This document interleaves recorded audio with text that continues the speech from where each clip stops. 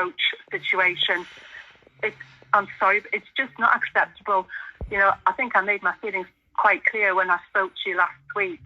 I cannot understand how this is not a priority for the club, or at least that's how it appears. I mean, it must be. You can't conceive that it's not a priority. And there's an argument that you want the club to make the right appointment, and that might take a bit of time, but not 100 days. Yeah. You know, as I said last week, I want them to make the right appointment. But, you know, when we've been 100 plus days in this situation, we're coming into pre-season and not in the not too distant future.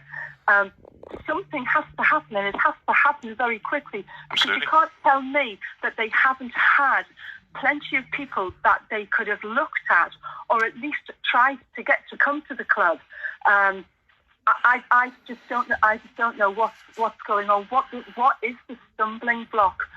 Why can we not appoint a head coach where other clubs seem to either sack or release the manager, and then within the space of a few days or a week, they then have another person in charge? So why can't we, after all this time, find that right person? I thought they'd been doing quite well when Mowbray was appointed. I was quite surprised at how quickly he was appointed.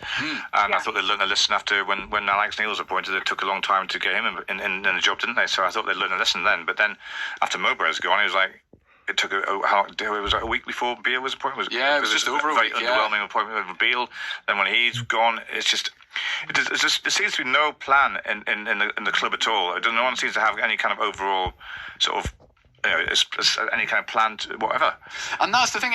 They are a club that, and they are individuals. Christian Speakman in particular talks about succession planning and talks about looking at head coaches even before they've lost the one that's in post. This is a very important son of a Christian Speakman. He's got to pull the rabbit out of the hat and get us working, because I think his job is unsafe if he doesn't pull up to the bumper this summer. Would you agree with that, Paula? Because a sporting director probably doesn't come at Astrid. Sorry, what did I say? Paula. Oh, sorry, Paula. We read out a message from Paula a couple of minutes ago. That's what it was. Sorry, Astrid. Quite all right.